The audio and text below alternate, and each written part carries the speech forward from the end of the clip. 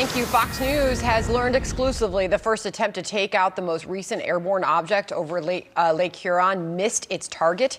This as crews working off the coast of South Carolina have recovered large chunks of the Chinese spy craft that was shot down there last week, including critical electronics and sensors. Let's bring in South Carolina Republican Senator Tim Scott. He joined his colleagues this morning for a briefing from the military on those downed objects, and we'd love to know what you learned, Senator. Welcome.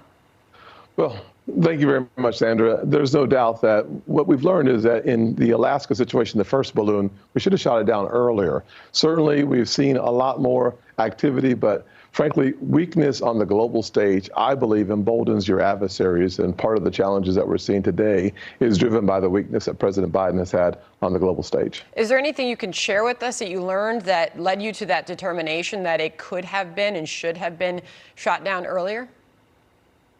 Well, classified briefings are classified, so I do my best to stay away from those topics that we discuss while we're in the classified briefings. Okay, got it, sir. This is Senator Blumenthal weighing in on Americans needing to know more about this. A Democrat calling out the administration for lack of transparency on the issue. Listen. The American people need and deserve to know more.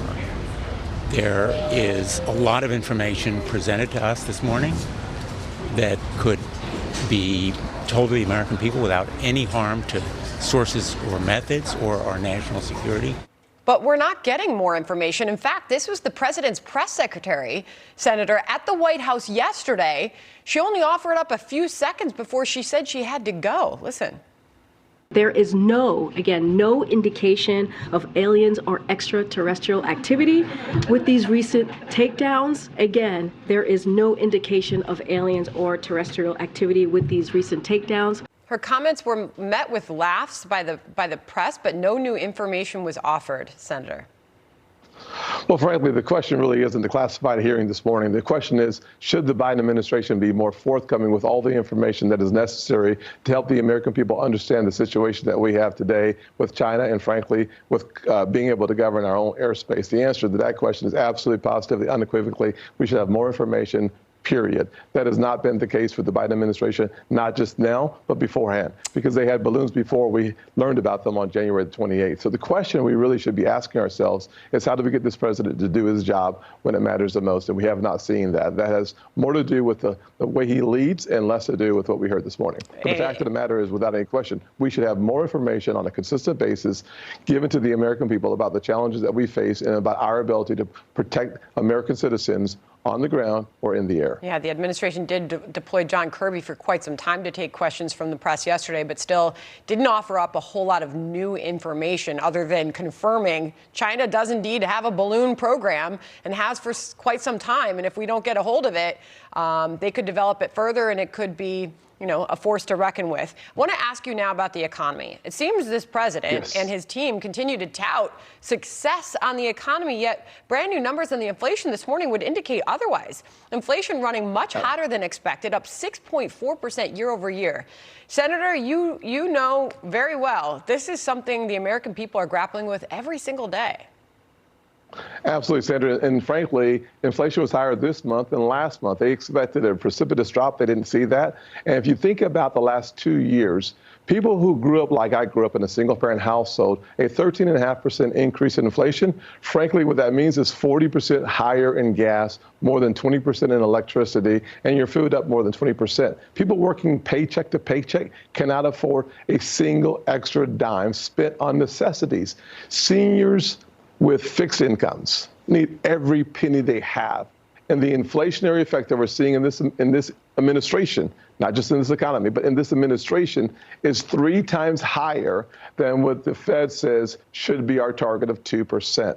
We have done better. Just a few years ago, we had inflation slightly under 2%. But when you throw $4 trillion of gasoline on a fire, you should expect it to explode. And that's exactly what we've seen in the economy so far. All right. And now there are a lot of Republicans running on just that. They can fix the economy as we look forward to 2024 and the big presidential race. Nikki Haley, your colleague there in South Carolina, the ambassador, making it official with her announcement. Listen. It's time for a new generation of leadership to rediscover fiscal responsibility, secure our border, and strengthen our country, our pride, and our purpose. I'm Nikki Haley, and I'm running for president. Okay, she's made it official. Senator, I'll put you on the spot. Are you making it official? The Wall Street Journal says you are preparing for a presidential run. True? Well, you know, I think the most important thing is the mission that we have. The mission we have is making sure that we restore hope and create opportunities for working class Americans. We're going to have a Faith in America tour so that we can listen to the American people. But the truth is, the title should be less important than the mission of serving the greatest land on earth and the people within it. And that is my mission. And God bless He has blessed me with the ability to be a United States Senator. I look forward to continuing to hear across the country what the priorities of the American people are. But I will say this, Sandra, we need an optimistic, positive message that brings our country back together, because we're in the midst of a cultural strife that we haven't seen in a number of years. I hear a yes. I hear a yes. Tim Scott's running for. Let me just get one quick final thought. Your senior advisor is quoted in the Journal saying, quote, that you are excited to share your vision of hope and opportunity to hear the American people's response. The Wall Street Journal then writes, it is not clear yet. Some people close to Scott acknowledge is whether or not the GOP base is enthusiastically embracing and whether or not you can combat Trump with your message. What say you to that? Well, Sandra, I think the most important thing to do is to keep my focus on the people. Having been a kid growing up in poverty, this country afforded me an opportunity to live my American dream in a way that no other country on earth would allow. It was not possible to see my story happen. But my story is the same as millions of Americans all across this great land. And the question we should ask ourselves is there an appetite for more of what we've seen in the past? I think the answer is yes. Well, keep us posted, Senator. I appreciate you joining us on that. We will see you out there. Thank you so much. Thank you. Okay. Bye-bye.